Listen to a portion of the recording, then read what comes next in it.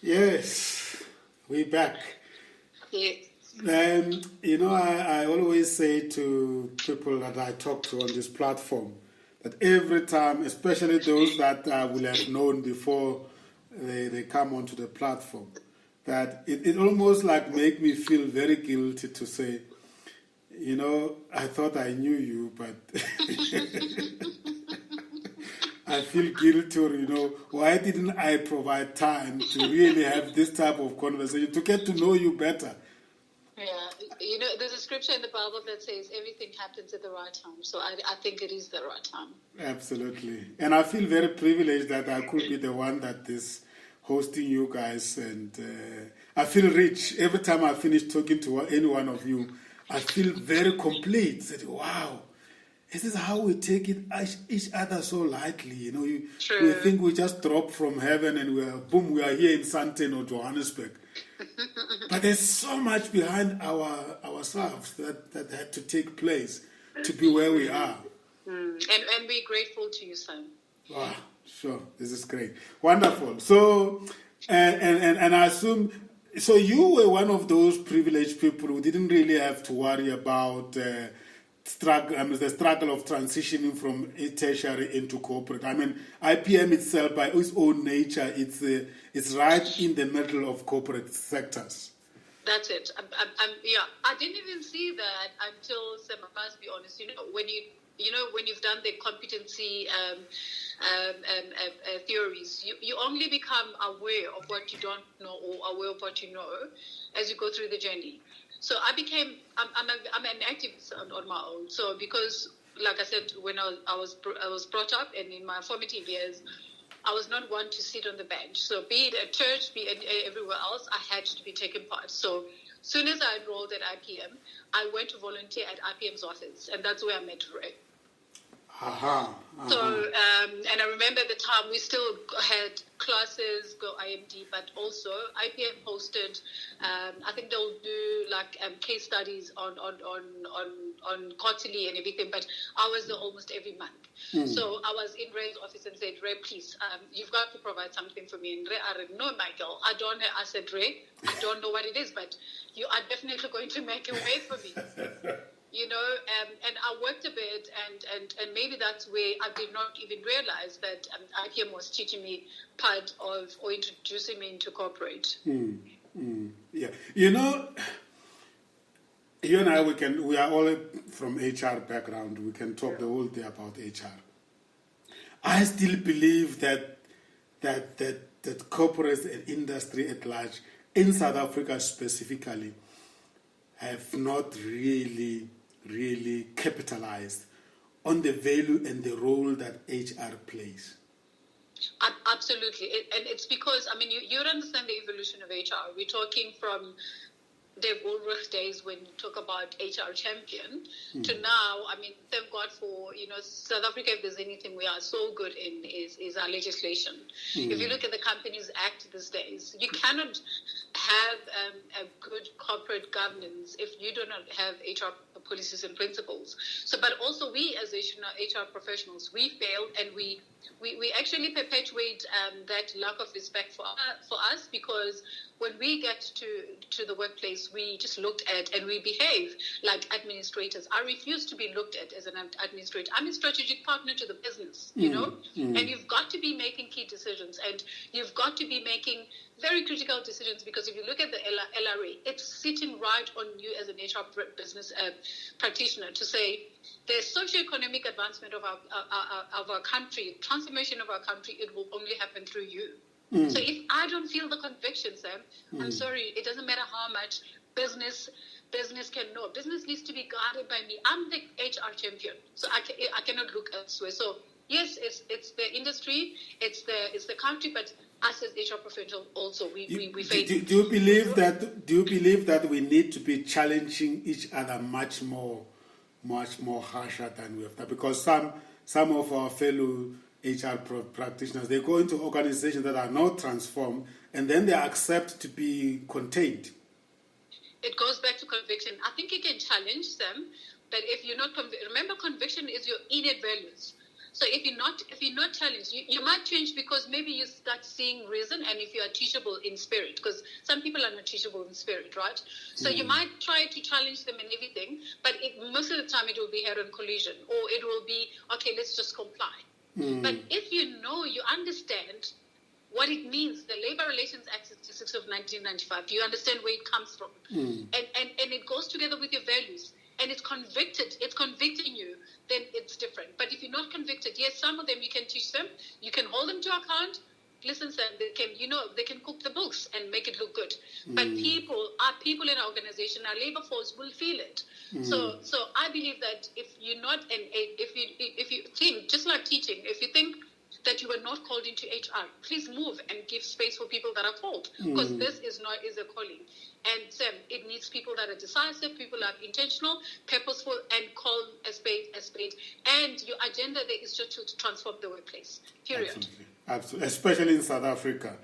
Yes. We've got beautiful laws that actually supports us to do that. But it mustn't just be about compliance. It must be about doing the right thing. And so your career started at IPM as a volunteer. Yes, and then second year, while I was doing second year, I went, because remember, I battled IPM at the time, so it's important, and my dad said to me, one thing I forgot to mention to you, so my parents were always my accountability partners. Yes. In that, when I was in grade 8, grade 8 is Senate, it's Senate 10, in fact, Senate Form 3.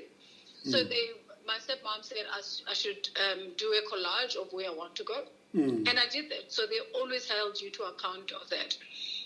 So when I got to varsity, obviously second year studying still got IMD, I went to one of my friend's mom, in fact, worked for Edgar's as a shoe assistant. And she said, and I asked her, I said, Ma, now I want to work and everything else. She was from Alexandra. So, and I met her through the student Christian movement. And we went, and she said, okay, come through. I worked for Edgar's Fourways. And from there, I was moved to Cuthbert's stores. Huge mind shift change for me. If you remember, Cuthbert's was like old ladies. The uniform didn't look good. So much as I worked there, so when I worked and I see anybody from varsity, I used to hide, But later, I got used to it, and you know what? That's where the epitome and the rise of my career started, because Robert Maiden was the MD for Shoe Corp. Shoe Corp was a division of Edgar's at the time. But looking after ABC stores, I'm sure you remember that, and Cuthbert's. Robert Maiden met me, and I said, Rob, and you asked me, when they do store visits, and he talks to me, and I was very, very chatty. Mind you, and I'm still very shy, but when I'm given opportunity, because I was trained to speak, so I know when to speak. So I spoke to him, and I said, I'm doing this, but I'm studying human resources. And he was very surprised. And he says to me, I'm going to give you a call on Monday. Monday, he called Urana Host, who was store manager at the time, and Yuri said, no, I work on weekends. And he forced Yuri to call me Tuesday. I had to come there after class, and he says to me, please come for training at Isando. That's the Shoe Corp head office at the time. I went for training. I'm thinking, what is this training about? And I was given a position as a store manager. I was the youngest store manager at Edgar's at the time. Wow. And that's how we started, Sam. So I'd like to think Adcon, and that's why I'm still very close to the brand. It really, really, really set me apart, and it's where I started my career. It's such a pity to see what Adcon is going through now, because so many careers were carved out of Adcon. It was a dynamic place to work at. Adcon was just one of those things. Strive for excellence, developmental work, and very diverse in their careers, very specific, and they hold you to account. So Adcon, you had to survive. Either you're surviving, or you just, brazen through. And Steve Ross at the time, I'm not sure if you know much about him. I know Steve Ross. He came from the US, no? Yeah, but very, very dynamic. We'll just give you one example. So I worked at Adcon, and then I left because it wasn't challenging for me. and I went to work for Accessorize at the airport. So I was the flagship store manager at the airport. But they brought me back to learning and development. So at least this time I was employed to do what I'm trained for. And at the time now, ABC stores were not making money because you understand now the era is changing. People are changing now. People in my age were started working. Some of them were working and everything. So it was losing the market share. So they had to come up with a new concept, and that's where ABC stores came in. And ABC stores, they wanted young, hype and happening, at the time. So Steve Ross at the time, they involved us. And at Edcon, one thing I loved about Edcon, if they've got a project and you've got somebody very senior to you and you are the person responsible to execute the work, you better believe that you are going to be personally responsible to Steve Ross. He doesn't want to hear what your boss says. You have to come and account. So that just accelerated your development because you knew that you had to account to people much senior. So the way you speak, the stuff that you're talking about, you've got to be well representative. So that's where it started. Wow. I don't know about you, but I always find it very traumatic when certain brands that are part of our journey just disappear. I don't know how you ever deal with that. No, I am traumatized with Edcon, and Edcon later became my client. So even with all this that is happening, I mean, I've got the emails. I was one of the people that had the Zoom meeting. It was very emotional. Sam, I left Edcon in 2013. Every day, whatever store I walk in, I say our store because I understood it. And the PIP values, which is the values, the HR values that governed Edcon, I took those values into my organization. So Edcon just made me who I am. It's tougher times, so let's just pray that some of the brand, some of the entities in the brand are still salvaged and they're able to carry through because Edcon is one of those first retail companies, in fact, in South Africa that even have a retail university. So, I mean, I met Andrew Johnson at Edcon, and I'm sure he can tell you the same. So, we understood... Oh, yes, yeah. When I spoke to him, he told me he also was at Edcon or something. Yes, I mean, I worked there at the same time as him. I was in the L&D department with Ruane, so he was in OD at the time. So, we understood what it meant, and we were specialists in our own field, and we loved what we're doing, So, yeah. Wow. Here's the thing. I sometimes listen to South Africans discussing and debating around the corporates in South Africa and whatever mistakes they make or greatness they achieve. But sometimes I think we forget to place them strategically at the center of inheritance of South Africa. Because it's all these great brands that make a complete South African economy, and we can't be celebrating when a brand disappears. Absolutely. Just because maybe you happen not to like the group that leads this, because of also our ethnical politics or racial politics of the past, we become so ignorant of the fact that minus one brand or one company is minus something out of South Africa vis-a-vis the rest of the world. I mean, Sam, you're spot on because I still, like I said to you, I still see Edcon as part of me. So I would be on my business trip to Cape Town, for example, typical. I'll go to a mall and V&A Waterfront. When I get into a Red Square, and especially because later on, Red Square as an L&D specialist, Red Square was my responsibility. So I looked after specialty watches. I mean, we developed what we call Edgar's Beauty Academies. And you understand that people come into retail as a form of employment. It's people that probably didn't have money to go to varsity. So they start working in retail for a very long time. But you cannot ignore that these people have skills. They've got experience. But now, what are you bringing? This is where, as an HR person, you need to be so sensitive. What are you bringing? What value are you adding as an HR person? So that's where we started the corporate universities. And Edgar's Beauty Academy was one of them. I mean, we partnered with the likes of, at the time it was called TWR, Witwatersrand Technikon. Yes. So where the Red Square girls had like a diploma in somatology, the likes of Andrew Johnson, they studied Libo LLC, they were subscribed to LLC. So Adcon is rich in knowledge. You know, both a lot of Stanford universities and all that. So even the store managers or the people at executive level, remember, they don't have any tertiary qualifications because the circumstances were very different and we can't judge that. But a lot of them graduated, they've got MBAs because of what?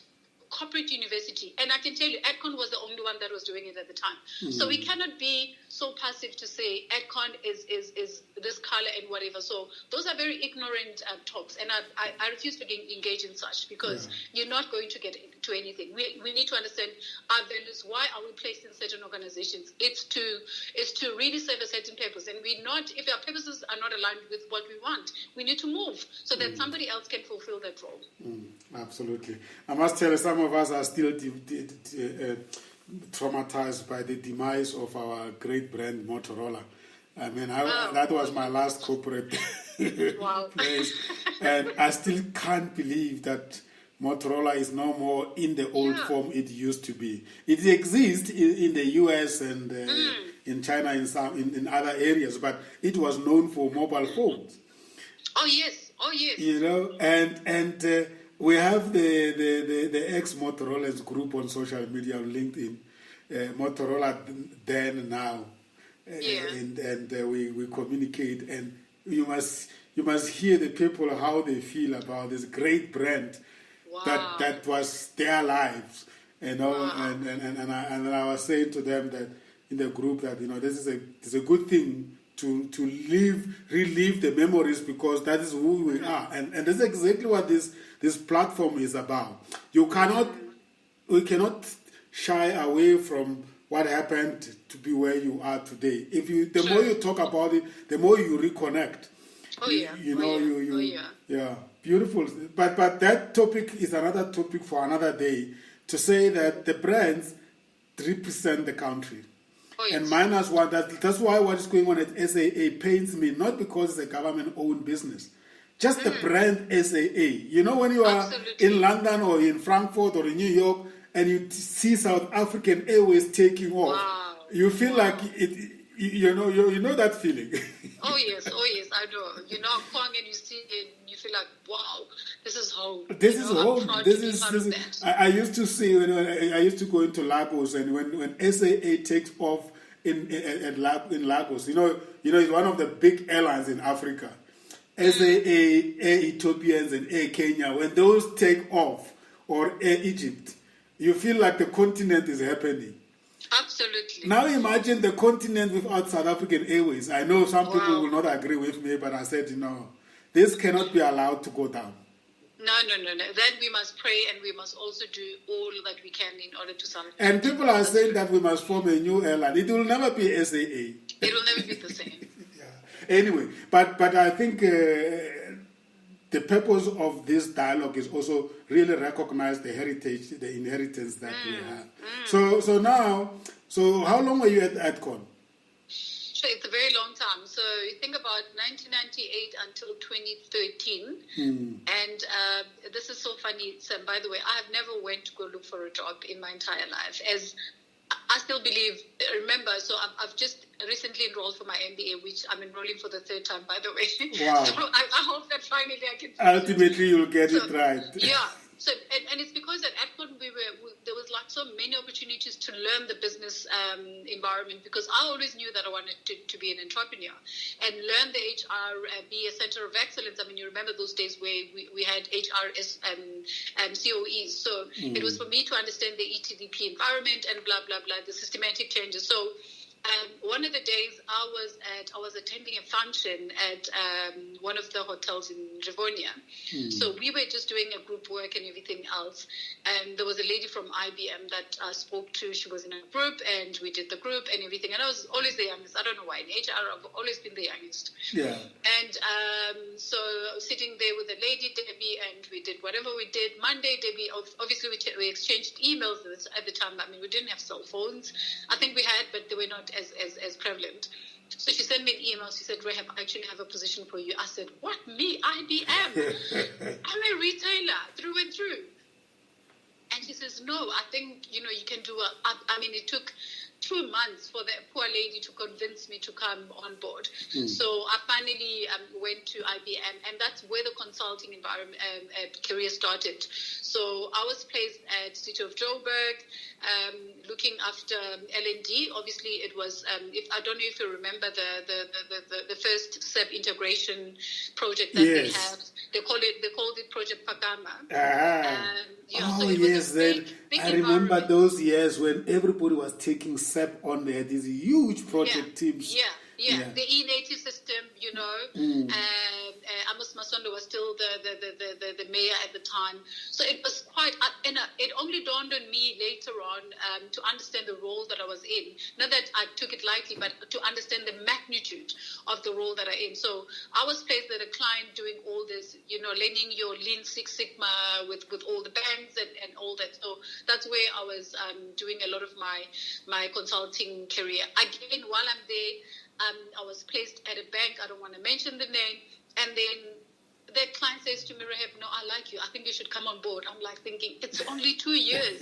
And remember, in my mind is I have to stay very long in a company because at Adcon also, I had to lose a bit of shares because of the timing. But I mean, that's part of the negotiation when you negotiate with your potential employer. So they paid for that. Yeah. And now I'm thinking, no, it's 2 years. I haven't even moved because the old school of thought is you need to stay like 5 years. Otherwise, it looks bad on your CV. And I told around the thought, so it was between the two banks, and I looked at them, I looked at the organization and everything else, and wow, I thought, you know what? And my mentor, who's my accountability partner at the time, at the corporate level, said to me, go for it. So I went to Standard Bank, and that's where I became head of transactional banking under CIB. So there used to be UTS, which is the trade services side. So later they restructured it, and then it was under Standard Bank corporate CIB. So I became HOD, learning and delivery, working on the China systems, Argentina, all these places. So that's where literally I enjoyed myself. But you know what's funny, Sam? It was the highest position that I've ever held. Wow. But in terms of job satisfaction at the time, I felt like I wish I had this position at Adcon. Wow. There's another puzzle that I'm filling in. I didn't know that you once worked at the bank. I did. I left the bank March 2007. Wow. Sure. Yes, I did. Yeah. And then from Standard Bank, where did you go? So when I was at IBM, my mentor at IBM lead, and he was based in the US. And he says to me, at IBM, for you to be a competent person, you need to now start with doing stuff that you wanted to do. I said, look, I've done my business. Remember, Mapitsi Foundation was running already. Yes. And so I started my business already when I left Adcon. So we just, at the time, got our first contract. And it was just getting too busy and everything else. And also with where the bank was going, because there was a lot of changes at the time. Like I said, I had to make a decision to say I'm going to either lose my family because my children could hardly see me, and needless to mention that 2013 when I left Adcon, I got divorced, so I had to move from Bryanston to the east. My children were still very small and studying a business, so it looked all nice and gloomy. But I knew that I was not giving my children the attention that they needed, and I was not even giving my job or my business the attention that it needed because I was overly extending myself. The challenges that face all women professionals. That's true. Balancing. That's true. So I sat down with my executive and the business partner who was Karen Matebula. To this day, I still honor that woman. So I sat down with them and said, listen, I cannot carry on with this. So I'm willing to put my head on the block because, in corporate, immediately you say, I want to resign. They look at you differently. So they sideline you when they do projects. And I said, because I'm a truthful person, I said to them, I'm willing to give 3 months notice just so we get to do the process and everything else. But March, I need to be leaving. So 2007 March, the 31st, that was my last day at Standard Bank. So that's when I went full-time into my own business. Wow. We're going to take it from there when we come back and talk about entrepreneurship. that is the last episode, and that's always the highlight of my conversations with the professionals, because that is something else. I'm sure you have your own discoveries to share with us. Absolutely. We'll be back.